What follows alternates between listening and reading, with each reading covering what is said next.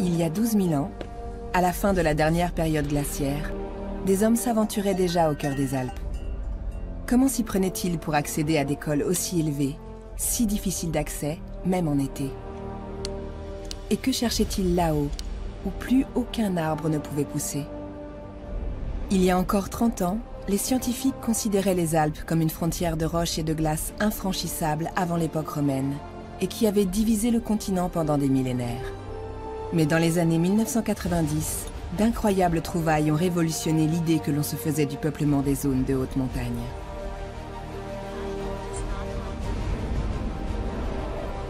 Des objets emprisonnés dans la glace pendant des millénaires, et donc extraordinairement bien conservés, ont refait surface à la faveur du réchauffement climatique. En fondant, les glaciers alpins libèrent de plus en plus fréquemment des reliques du passé.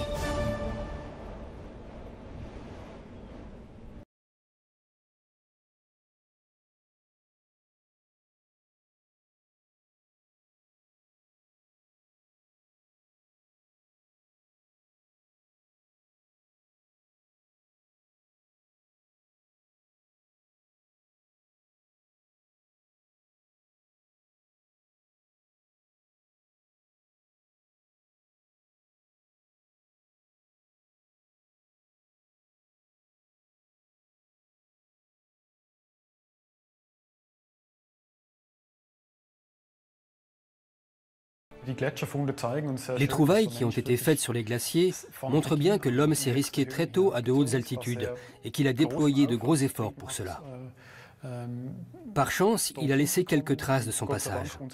Ces reliquats libérés par les glaces sont fantastiques pour les archéologues, parce qu'ils sont la promesse d'autres découvertes. On peut désormais prospecter de nouveaux territoires et espérer y trouver des vestiges préhistoriques beaucoup mieux conservés que sur les sites de fouilles classiques. L'Umbalterl, dans l'est du Tyrol, culmine à près de 3000 mètres. Ce col recèle-t-il des trésors? Une équipe de l'université d'Innsbruck est bien décidée à en avoir le cœur net. Harald Stadler, le chef de l'expédition, est un pionnier de l'archéologie glaciaire en Europe. Depuis 17 ans, il part chaque été explorer les hauteurs montagneuses fraîchement libérées des glaces, dans l'espoir de remonter un peu plus la piste caillouteuse de notre lointain passé. Aujourd'hui, nous allons mener une opération de fouille sur l'Umbalterl inférieur. Nous recherchons à la fois tout et n'importe quoi. Ça peut être aussi bien un corps momifié que des fragments d'objets en bois. Le champ des possibles est immense, et c'est ce qui est passionnant. Allez, mettez vos sacs à dos, on y va. Le choix de l'Umbalterl ne doit rien au hasard. Une carte datant du 19e siècle porte Harald Stadler à croire que de précieuses reliques du passé pourraient bien se cacher précisément ici.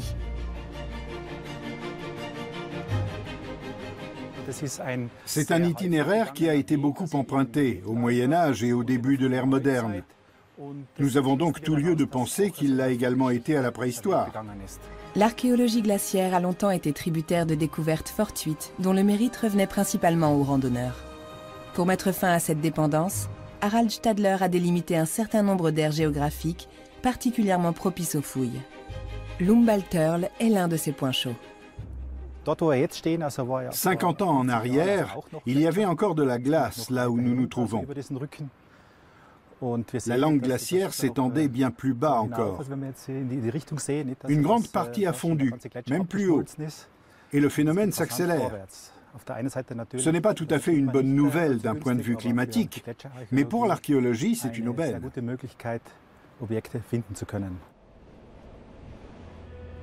L'archéologie glaciaire est une science relativement jeune qui donne du fil à retordre à ses adeptes, les sites les plus intéressants étant bien souvent très difficiles d'accès. L'ascension de l'Umbalterl dure 4 heures et elle n'est pas des plus aisées.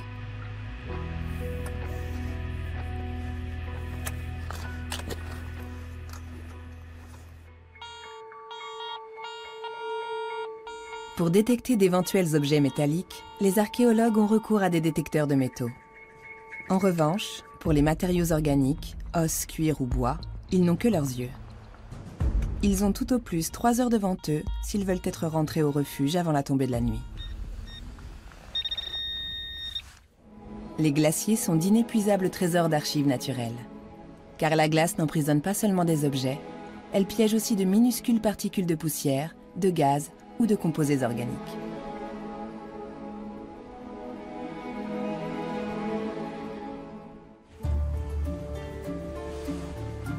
Ces microparticules peuvent nous en dire long sur le passé. L'équipe de chercheurs d'Innsbruck, chapeautée par la glaciologue Andrea Fischer, tente d'en extraire un maximum d'informations en travaillant en étroite collaboration avec les archéologues des glaces.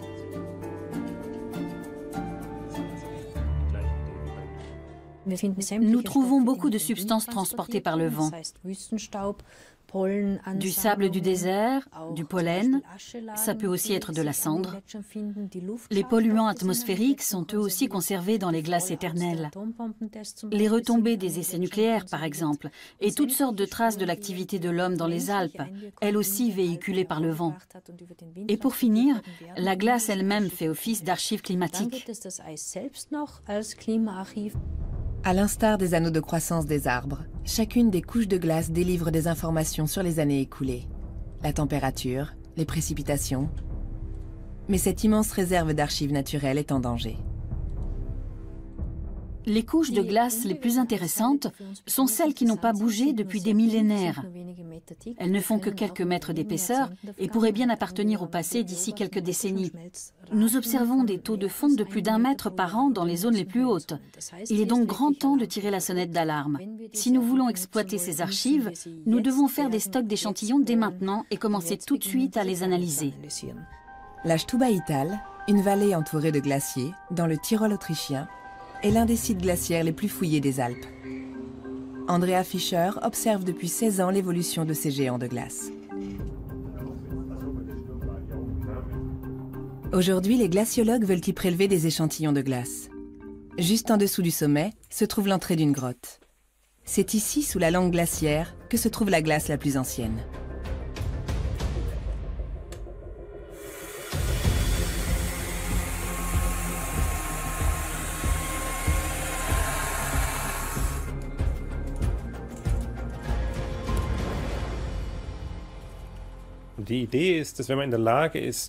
Si nous arrivons à déterminer l'âge de cette glace, nous saurons quand s'est formé ce glacier.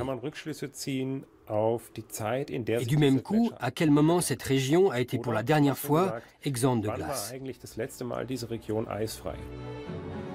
Depuis la fin de la dernière glaciation, il y a environ 12 000 ans, les glaciers n'ont cessé d'avancer et de reculer.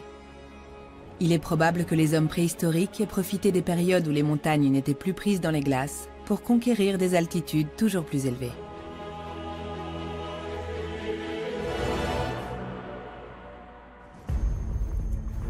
Sur l'Umbalterl, l'équipe de Harald Stadler piétine. En fait d'objets qu'auraient laissés derrière eux les hommes qui fréquentaient ces lieux il y a de cela des millénaires, elle tombe constamment sur des déchets du XXe siècle. Les archéologues décident donc de grimper encore plus haut. Il n'est pas impossible que nos ancêtres se soient aventurés à de pareilles altitudes, même s'il nous est difficile d'imaginer qu'on puisse entreprendre de telles ascensions sans un équipement technique éminemment moderne. Passer ce genre de col ne posait aucun problème aux gens de la montagne. Ils y étaient habitués. On sait par exemple qu'au XIXe siècle et au début du XXe, des habitants de ces contrées se donnaient cette peine pour aller rejoindre leur bien-aimé. Encore du bois, regarde.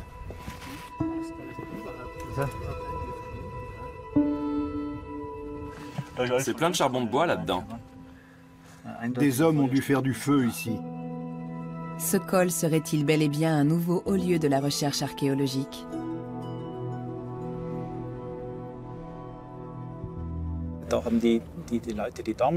Les gens qui venaient du versant sud devaient faire halte ici, tout comme ceux qui venaient du versant nord. Il y a de fortes chances qu'on retrouve des vestiges dans le coin, et pas seulement du Moyen Âge ou de l'ère moderne, mais aussi des temps plus reculés qui nous intéressent. En effet, non loin du foyer, le petit groupe fait bientôt une autre découverte. Des fragments de cristal de roche dont les arêtes effilées ont tout l'air d'avoir été taillés par l'homme.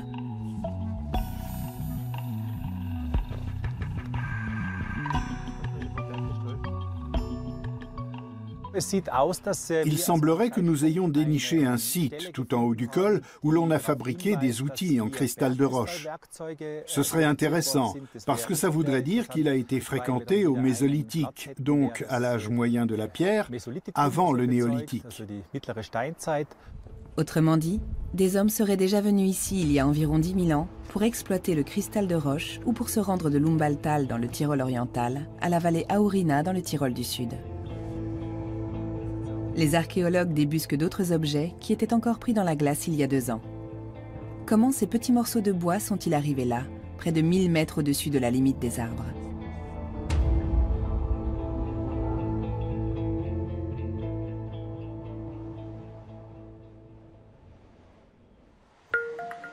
Quatre mois plus tard, au Centre des cultures antiques de l'Université d'Innsbruck, Thomas Barnetzer étudie les trésors rapportés de Lumbalturl.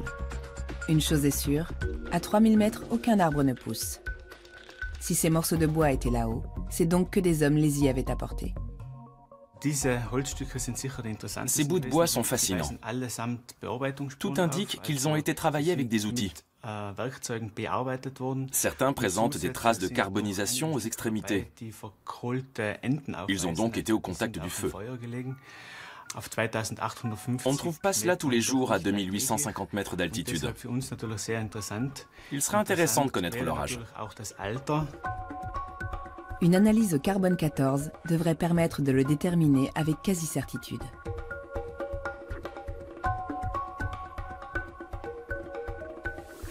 Les cristaux de roche également retrouvés sur Lumbalturl s'avèrent eux aussi passionnants.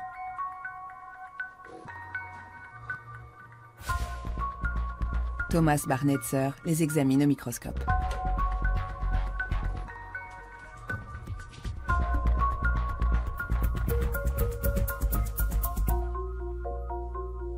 Il s'agit très nettement d'un artefact, d'un objet fabriqué par l'homme.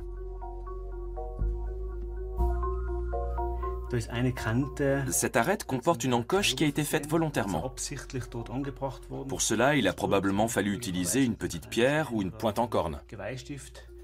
Nous avons donc affaire à un outil en quartz qui servait peut-être à tailler des flèches.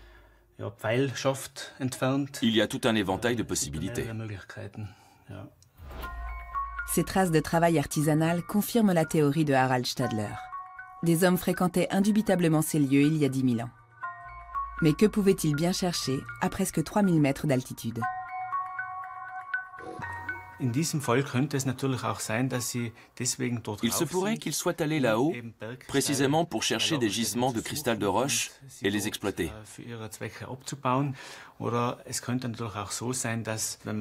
À moins qu'ils n'aient voulu passer par le col, et qu'une fois là-haut, en marquant une halte, ils soient tombés sur des cristaux de roche et aient alors décidé de les travailler sur place, avant de poursuivre leur route.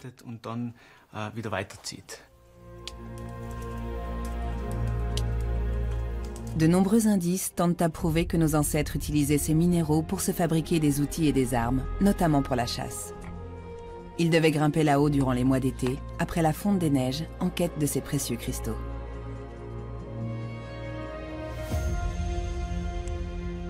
Ces cristaux allaient rapidement devenir des marchandises très convoitées.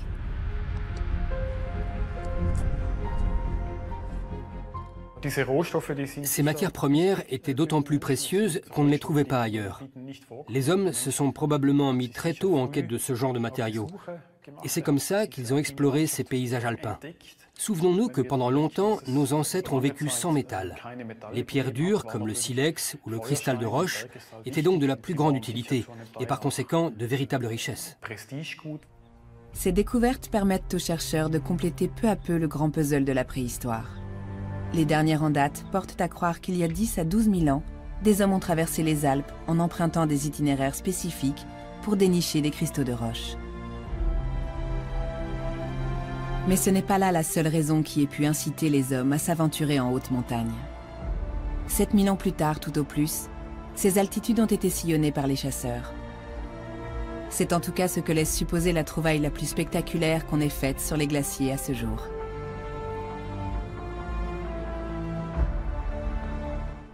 En septembre 1991, au col du Tizen, à plus de 3000 mètres d'altitude, des randonneurs ont découvert une dépouille mortelle.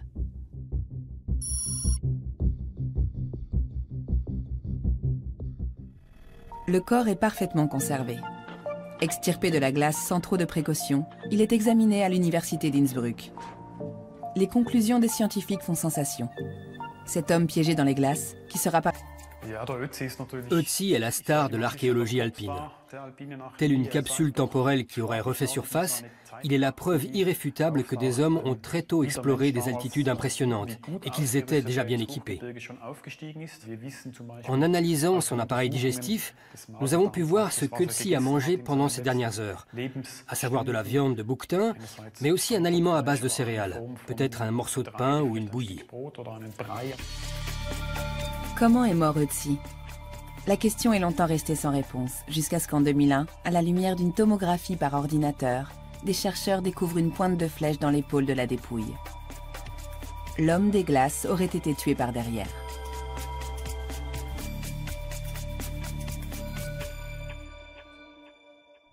Les scientifiques sont maintenant convaincus que des hommes comme Ötzi chassaient en haute montagne quelques 3000 ans avant Jésus-Christ, pendant les mois d'été et d'automne, quand le gibier était bien gras.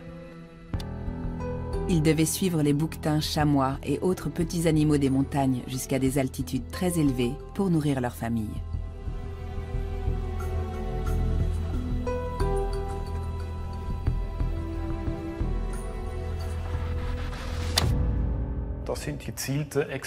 Ils partaient en expédition aux époques de l'année les plus propices à la chasse. Ces chasseurs devaient avoir une grande expérience, qu'ils se transmettaient vraisemblablement de génération en génération. Imaginez un peu, avec un arc et des flèches, ils étaient capables de tuer un animal sauvage à une trentaine de mètres de distance.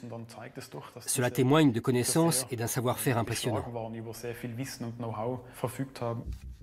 Cela est confirmé par une autre découverte sensationnelle réalisée en 2003 dans l'Oberland bernois.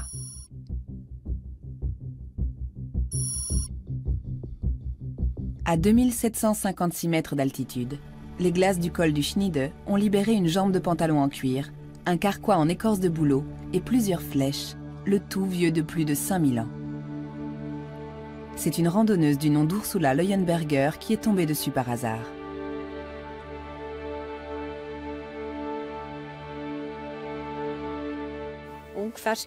Nous sommes à peu près à l'endroit où j'ai trouvé le premier objet, le carquois. J'ai d'abord cru reconnaître une guêtre, que j'imaginais vieille d'une centaine d'années.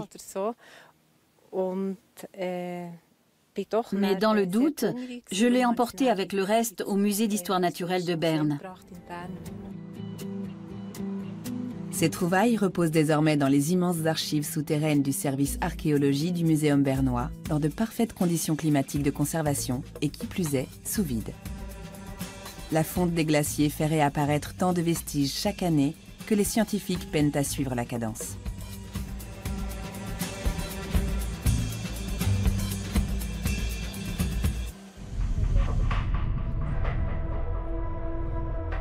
L'archéologue Regula Gubler et une collègue conservatrice nous présentent cette découverte exceptionnelle.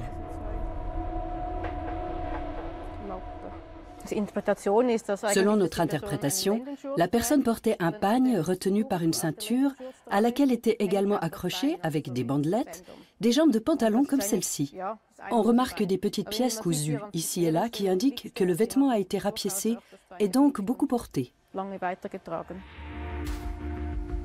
À qui appartenait cette jambe de pantalon retrouvée sur le col du Schniede? On l'ignore. Probablement au même homme que les tués à flèches et que la chaussure en cuir dont les restes ont été repérés par les archéologues tout près de là.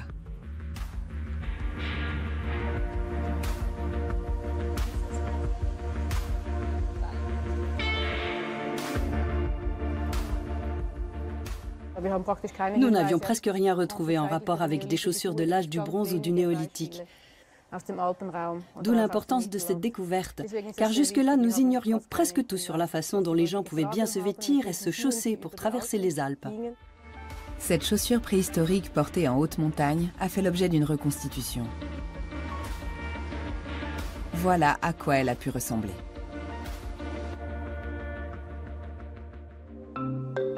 Mais la trouvaille la plus spectaculaire faite sur le col du Schniede est cet artefact en écorce de bouleau.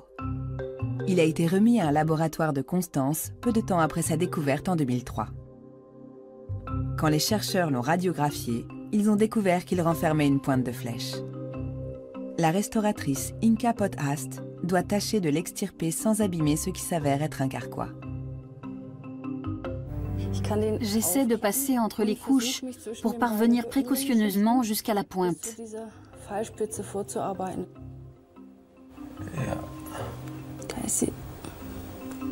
Cet étui à flèche vieux de 5000 ans est formidablement bien conservé.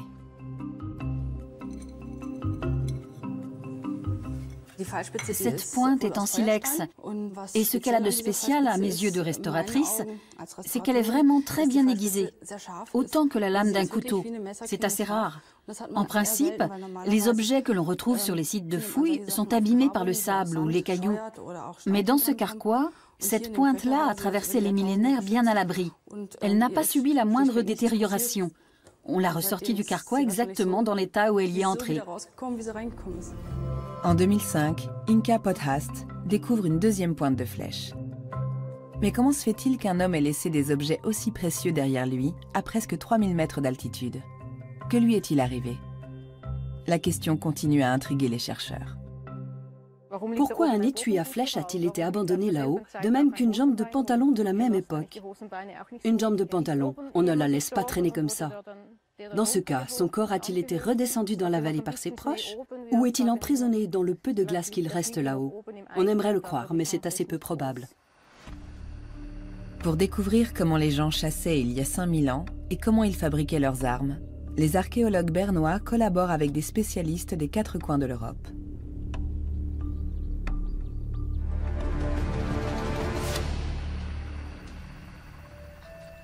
L'un d'eux est Jürgen Jungmanns, un archéologue expérimentateur.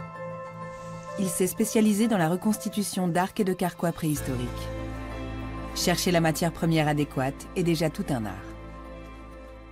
Je recherche bien sûr des morceaux d'écorce propres, bien blancs, et ne présentant pas de trop grosses taches. Ils ne doivent pas être trop épais, sinon je ne pourrais pas bien les plier. Ils doivent être assez malléables pour que je puisse leur donner une certaine forme. La recherche prend du temps, d'autant plus que l'étui est fait d'une bonne quarantaine de morceaux de différentes tailles.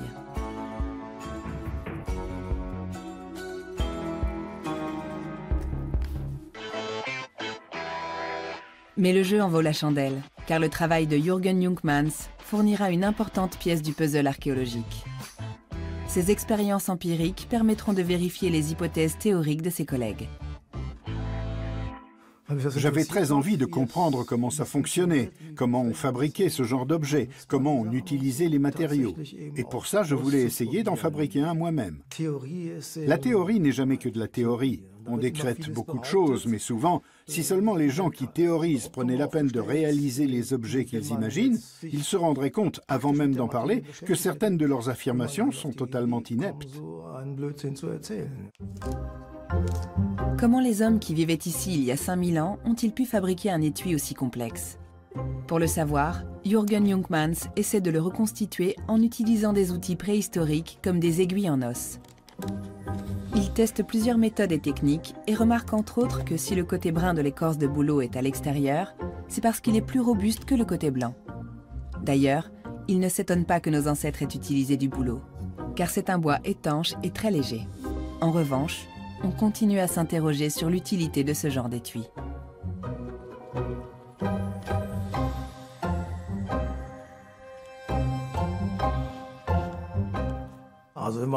Quand on regarde les photos et les dessins, au début, on est un peu perplexe.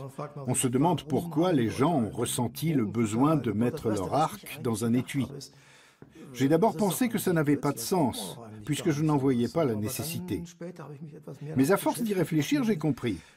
D'une part, si je devais me balader pendant des jours et des semaines tout seul, dans la nature sauvage, par mauvais temps, je serais bien content que mon arc et mes flèches soient protégés de l'eau. Et d'autre part, ce qui est encore plus important à mes yeux, c'est qu'avec cet étui sur l'épaule, j'ai les mains libres.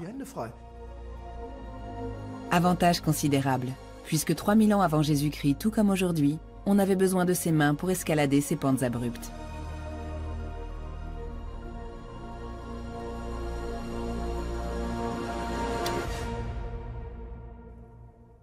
Ötzi et les objets vieux de 5000 ans trouvés sur le col du Schniede montrent que les chasseurs de la fin de l'âge de pierre étaient bien équipés et que déjà à l'époque, les hommes savaient s'adapter aux rudes conditions de la vie dans les Hautes-Alpes.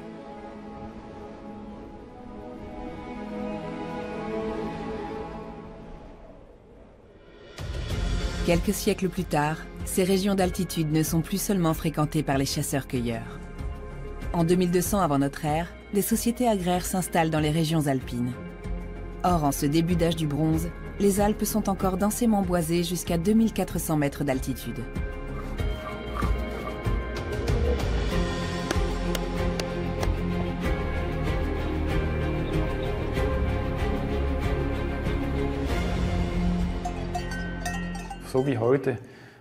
Comme aujourd'hui, les gens avaient des terres consacrées à la culture des céréales et d'autres où ils faisaient paître un troupeau plus ou moins grand. Les cultures étaient limitées par les contraintes climatiques. Les céréales, par exemple, ne poussent généralement pas au-dessus de 1600 mètres, même si cela dépend des régions. Plus haut, et surtout depuis l'âge du bronze, les espaces non boisés servaient de pâturage saisonnier aux animaux d'élevage, et plus tard, à l'agriculture alpestre.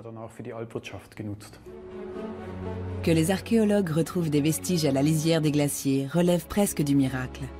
Par l'effet combiné de la pente et de leur propre poids, ces géants de glace glissent en direction de la vallée avec une puissance inouïe. Seuls les objets qui se trouvaient dans des cuvettes ont pu se conserver et demeurer sur les hauteurs. Comme sur le passage du Lötschberg, dans les Alpes bernoises. À 2690 mètres d'altitude, la glace a libéré des objets exceptionnels il y a 8 ans. Depuis, l'endroit est un haut lieu de l'archéologie glaciaire suisse. À l'été 2011, le responsable d'un refuge de haute montagne découvre des fragments de bois remontant à l'âge du bronze.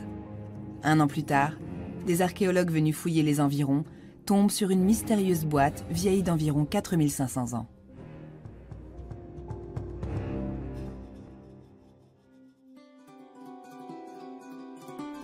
Depuis, Regula Gubler inspecte le passage tous les étés, dans l'espoir de faire d'autres trouvailles qui lui permettraient de dresser un tableau complet du site archéologique et d'en savoir plus sur cette étrange boîte.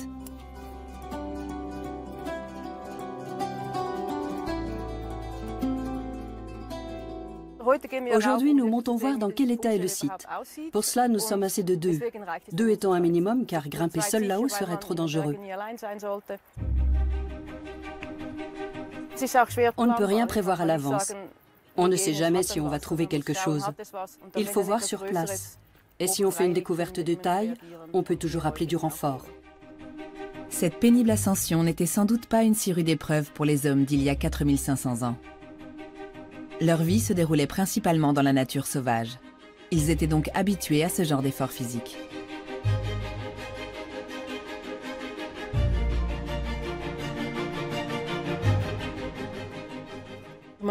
On pense que ces régions des Hautes-Alpes faisaient office de passage, au regard des trouvailles qu'on y a faites et qui remontent au bronze ancien.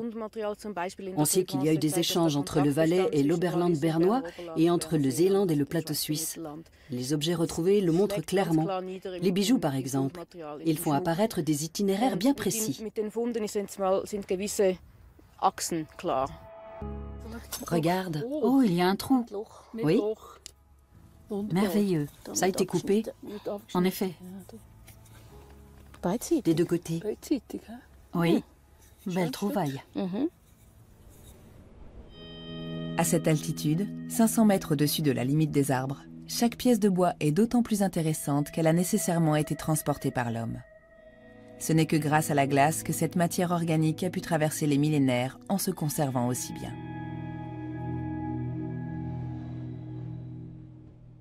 Pris dans la glace, ces objets n'étaient pas au contact de l'oxygène, si bien qu'ils ne pouvaient pas se décomposer. C'est comme ça qu'ils se sont conservés au fil des millénaires. Maintenant que la glace fond, les voici à découvert. Il faut se dépêcher de les dénicher et de les mettre à l'abri, sans quoi d'ici 3 ans, ils n'existeront plus. Chaque année, de précieux indices sont ainsi perdus à tout jamais.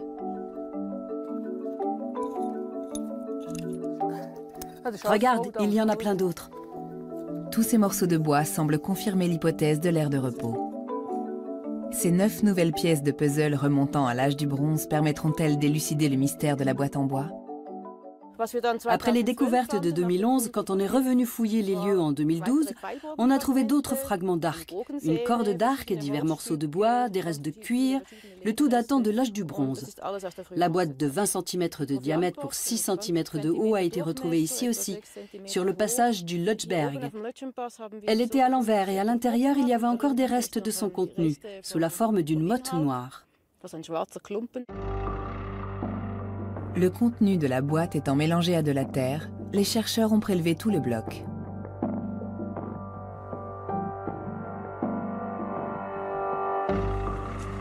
Ils l'ont fait analyser à Berne. Cette motte pourrait être une pièce de puzzle cruciale pour la reconstruction de la vie en haute montagne à l'âge du bronze.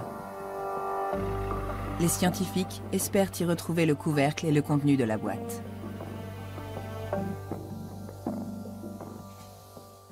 Nous aurions alors la première boîte en bois de l'âge du bronze complète, dont on sait à quoi ressemble le couvercle. Jusque-là, nous avons seulement le fond et les parois. Nous ignorons quelle était la hauteur de la boîte, comment on la portait et comment elle se fermait. 6 ans après la découverte de la boîte, Johanna Klügel retire délicatement de petits cailloux et des restes de terre. Mais bientôt, les problèmes commencent.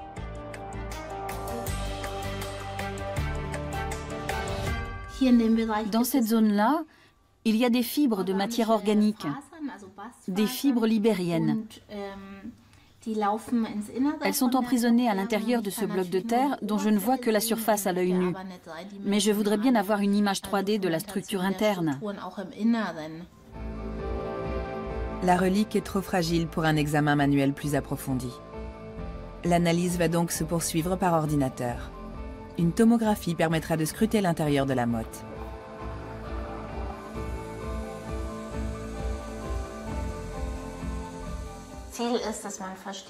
L'objectif est de comprendre comment le cordon et les fibres étaient reliés. Pourquoi est-ce qu'on a des fragments de bois? Que contenait cette boîte? Nous ne savons pas si la cordelette servait à fermer ou à porter cette boîte en bois.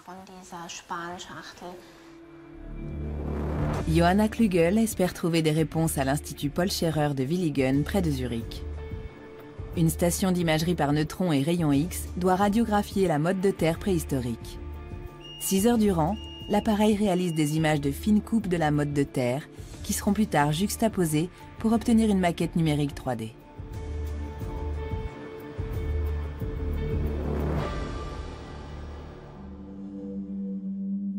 Cette analyse hautement sophistiquée est complétée par des recherches d'un tout autre genre qui appartiennent au champ de l'archéologie expérimentale. Karl Bühler s'est spécialisé dans la reconstitution de boîtes en écorce et il est passé maître en la matière. Salut Karl. Tu fais des bardeaux? Oui, comme tu vois. Je peux t'en prendre quelques-uns? Bien sûr, sers-toi. Adolf Germann, paysan des montagnes, a le matériau idéal pour la reconstruction de la boîte mystérieuse. De fines planchettes de sapin. Le bois de montagne est connu pour être un bois à fibres tendres, car ses cernes annuelles sont très rapprochées, du fait qu'il pousse lentement et bien droit. Quand il y a des nœuds ou d'autres irrégularités, le bardeau n'est plus aussi souple. Karl Bühler travaille les planchettes jusqu'à ce qu'elles soient suffisamment fines et malléables. Il les assemble ensuite en tâchant de n'utiliser que des outils préhistoriques, de manière à renseigner au mieux les scientifiques sur la façon dont la boîte a pu être fabriquée. La difficulté résidait dans le fait qu'il fallait s'imaginer plus de 4000 ans en arrière et se demander comment ils pouvaient bien travailler. Mais j'aime relever ce genre de défi. À l'époque, ils n'avaient pas d'étau ni de serre-joint.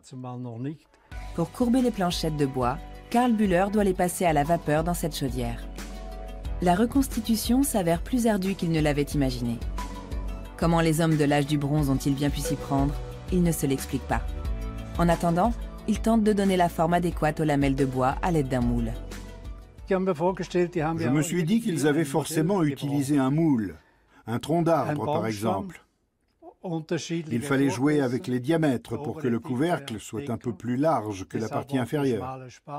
Par contre, il est moins haut. La partie basse devait être plus haute, mais de diamètre plus étroit pour pouvoir accueillir le couvercle. Karl Bühler pense que la boîte avait un couvercle en écorce. Dans la région, ce genre de récipient est particulièrement apprécié depuis des siècles du fait de son faible poids. Au terme de près d'1 an de recherche et d'expérimentation, la réplique de la boîte vieille de 4200 ans retrouvée sur le passage du Lötschberg est prête.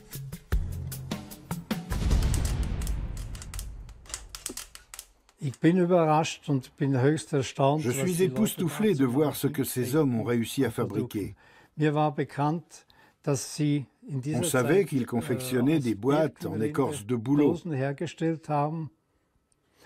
mais on ignorait qu'ils en faisaient aussi en bois massif. C'est tout à fait nouveau, et je ne peux que leur tirer mon chapeau. Type de boîte au quotidien. C'est ce que Christian Avenit et son équipe veulent comprendre. Ces amateurs de reconstruction historique vont traverser les Alpes durant l'été, vêtus et équipés à la mode préhistorique, et bien sûr, munis de la réplique de la boîte fabriquée par Karl Bühler.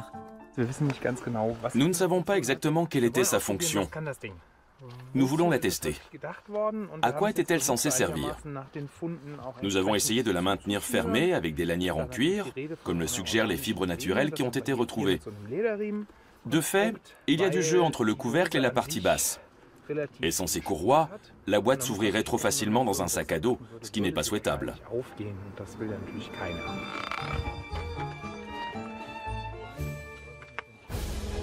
Christian Avenit a organisé un galop d'essai. Par mauvais temps, le groupe va tester les chaussures, les vêtements et le reste de l'équipement pour voir s'ils sont réellement fonctionnels tels quels.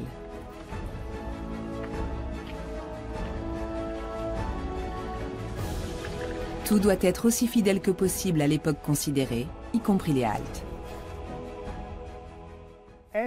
On mange! Première conclusion de la petite troupe, la boîte est trop grosse pour avoir servi à emporter de petites provisions lors de courtes excursions. D'ailleurs, les traces retrouvées dans la boîte originale ne vont pas dans ce sens. L'original contenait des céréales, inexploitables en l'état. En tout cas, elles ne renfermaient rien de prêt à consommer, comme une barre de céréales qu'on engloutirait vite fait pour se donner de l'énergie. Le genre de glucides présent dans la farine de ces céréales ne peut pas raisonnablement être consommé cru. C'est tout à fait indigeste. Cette boîte est donc plutôt, d'après moi, une sorte de garde-manger, où on fourrerait des provisions à faire cuire. Les scientifiques y ont identifié des restes d'orge, d'épeautre et d'amidonnier. Mais qui se servait de ce récipient? Les marchands quand ils partaient pour de longs périples, les gardiens de troupeaux sur les alpages ou encore les chasseurs? À moins qu'on en ait fait une utilisation bien différente encore. L'agriculture alpine, à l'époque, était très certainement marquée par des croyances en des puissances surnaturelles, ou des dieux au sens large. Une nature habitée en quelque sorte. Les hommes devaient donc probablement faire des offrandes pour s'attirer les bonnes grâces de ces dieux de la nature lors du passage du col. Il est par conséquent tout à fait possible que les aliments décelés dans la boîte soient en réalité des vestiges, ou pour ainsi dire la preuve archéologique de ces rituels. Retour à Berne. 3 semaines après la tomographie par ordinateur, Johanna Klügel est en mesure d'analyser la maquette numérique 3D du contenu de la boîte à provisions. Lui révélera-t-elle la fonction du cordon?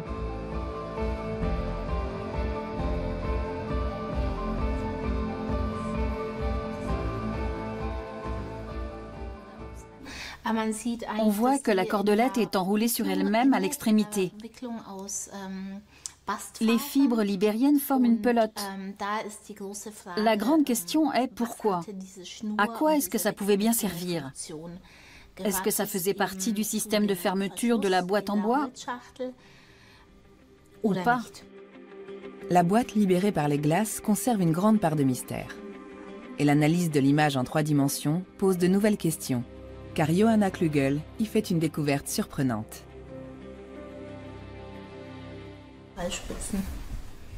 Des pointes de flèches. Que font ces pointes juste à côté, voire à l'intérieur d'une boîte en bois dans laquelle on a retrouvé des aliments? Petit à petit, les chercheuses essaient d'assembler les pièces du puzzle. Mais au lieu de leur fournir des réponses, la reconstitution tomographique soulève sans cesse de nouvelles questions. C'est un vrai travail de détective. On trouve très rarement des preuves. Il faut presque toujours se contenter de simples indices. Et on finit par tirer une conclusion sur la base de ces indices, mais ce n'est jamais simple, ni clair comme de l'eau de roche. Ça demande beaucoup de temps et de travail. Il ne faut pas baisser les bras trop vite. L'examen des morceaux de bois que Regula Gubler a trouvés sur le passage du Lötschberg relève lui aussi du travail de détective. L'analyse au carbone 14 a révélé qu'il remontait à la même époque que la boîte, soit 4000 ans en arrière. Celui-ci est légèrement courbé, celui-ci aussi. Au premier coup d'œil, on pourrait penser qu'il faisait partie de la boîte. Toutes ces trouvailles auraient-elles appartenu à une seule et même personne? Et que sont ces petits fragments de bois de chêne?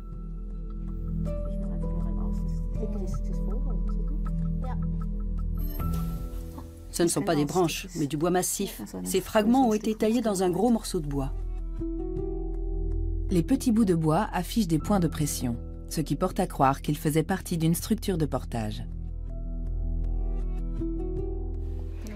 Quand nous aurons assemblé tous les morceaux, si nous y parvenons, nous pourrons voir quelle longueur faisait chaque barre et combien il y en avait. Chaque détail compte. Chaque fragment de bois pourrait renfermer d'importantes informations. À chaque nouvelle pièce de puzzle, les chercheuses se rapprochent du tableau global. Si nous réussissions à reconstituer une structure de portage préhistorique, ce serait la deuxième. Jusque-là, nous n'avons reconstitué que celle de Tsi, qui donne un aperçu de la façon dont les gens vivaient et se déplaçaient dans la montagne. Si nous retrouvions un fragment clé, nous pourrions peut-être mieux comprendre à quoi elle ressemblait. Ces trouvailles posent encore de nombreuses questions, auxquelles certains petits fragments pourraient apporter des réponses. Un couple bavarois a trouvé ces planches de bois dans le Tyrol du Sud. Et Kurt Nicolosi, dendrochronologue à l'université d'Innsbruck, est bien décidé à percer leur secret.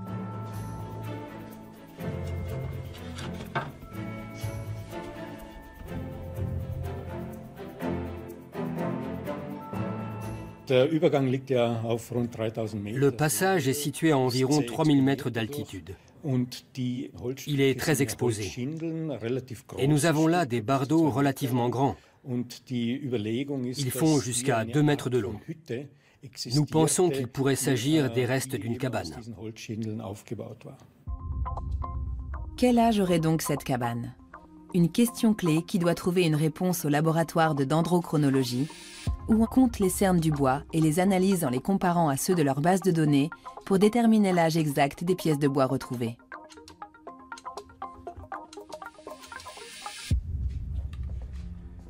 Alors? 170. Oui, ça devrait suffire pour dater. Voyons voir.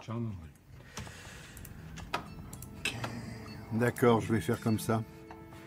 Tu l'indexes d'abord? Oui.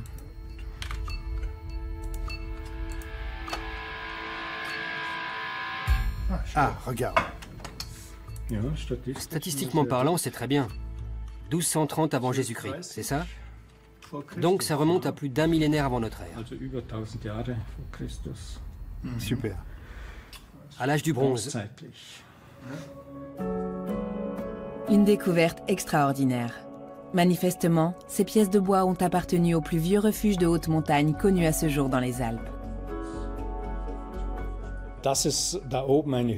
C'est très surprenant qu'il y ait eu une cabane là-haut il y a plus de 3000 ans. On a retrouvé des vestiges préhistoriques sur d'autres cols alpins par le passé, mais jamais de cette nature.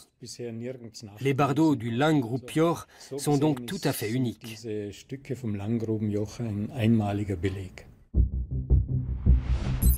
Le Langrubjoch est un col des Alpes vénostes situé à plus de 3000 mètres. Pourquoi des hommes auraient-ils construit un abri aussi haut 1000 ans avant notre ère?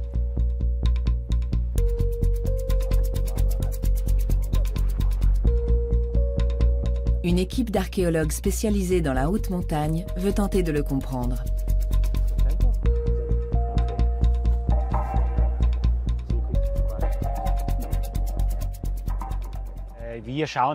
Nous allons jauger la situation, voir comment elle a évolué cette année. Nous travaillons toujours à la toute fin de l'été, quand la glace a reculé au maximum. De la vallée, on ne voit pas où se situe cette limite. Sur les parties les plus élevées du massif, il a déjà neigé. Les archéologues ignorent ce qui les attend là-haut.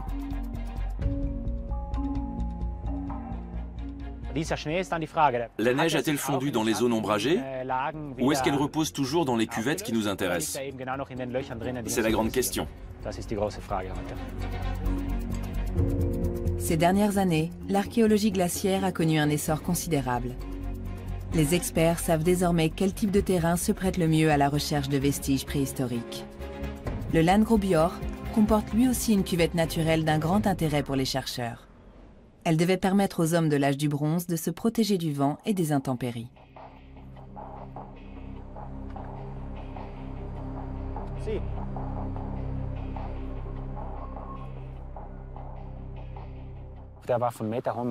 Cette zone était encore recouverte d'un bon mètre de glace il y a quelques années. Je ne suis pas anthropologue, mais ça m'a tout l'air d'être un os d'animal. Il y a encore un peu de neige, pas beaucoup, mais assez pour nous cacher des vestiges. Il pourrait y en avoir là-dessous. Si de précieuses reliques du passé se cachent encore sous la neige, d'autres ont vraisemblablement été enfouies sous les éboulis. Beaucoup de pierres se sont éboulées au fil des millénaires. Il pourrait y avoir un tas de choses là-dessous. Les hommes ont pu arriver par ici et grimper jusqu'au col. Un abri de bois s'élevait-il ici il y a 3000 ans? Rien encore ne permet de le dire.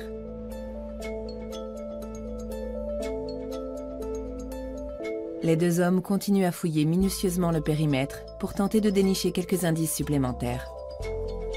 Ils trouvent des os d'animaux, des morceaux de cuir et de petits bouts de bois.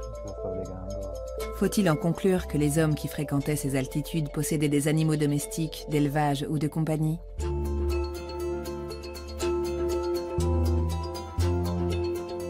Pour avoir une meilleure vue d'ensemble, Rupert Gittel et son compagnon de fouille font voler un drone.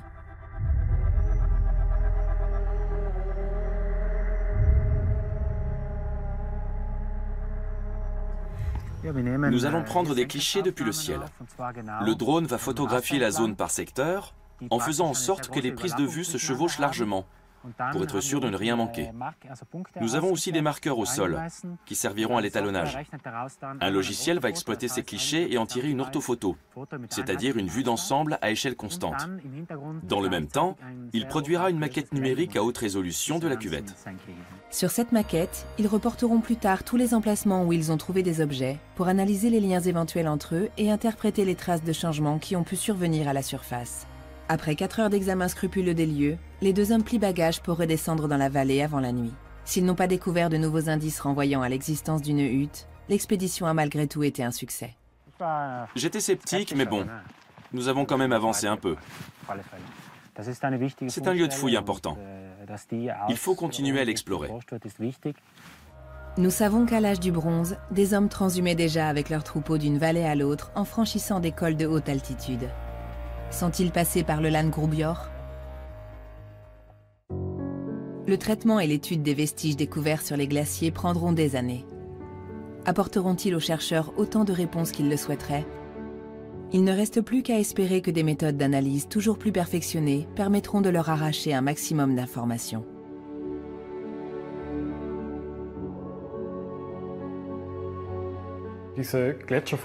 Ces trouvailles nous ouvrent de nouvelles fenêtres sur la vie à la préhistoire. Les découvertes archéologiques, comme l'homme des glaces, ou celle du passage du Lötschberg, ou encore du col du Schniede, nous montrent très clairement que les hommes d'antan utilisaient un grand nombre de matériaux. Le cuir, le bois, l'écorce de bouleau, et ainsi de suite, et qu'ils confectionnaient des objets très élaborés. Les archéologues espèrent faire d'autres découvertes palpitantes. Certains rêvent même d'un deuxième Ötzi. Et tous s'accordent pour dire qu'une nouvelle trouvaille de cette ampleur pourrait faire la lumière sur de nombreuses questions restées en suspens.